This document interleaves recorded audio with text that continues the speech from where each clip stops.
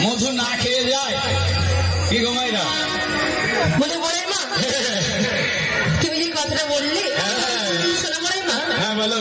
যদি কোনো ফুল থেকে ভ্রমণ একবার মধু নিয়ে চলে যায় সেই ভ্রমণ কি আর ফিরে আসে গো? না গো, ফিরে আসে না।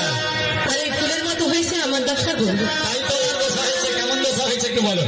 কতদিন হয়ে গেল জানো, আমি আমার প্রাণ গোবিন্দকে কতদিন দেখি না। বড় কষ্টে আমার দিন যাই তো বড় কষ্টের দিন যাবে না, আমি আছি। তাই তোমার আশে আমি বেরিয়েছি। তাই বলো না কি বলি জানো,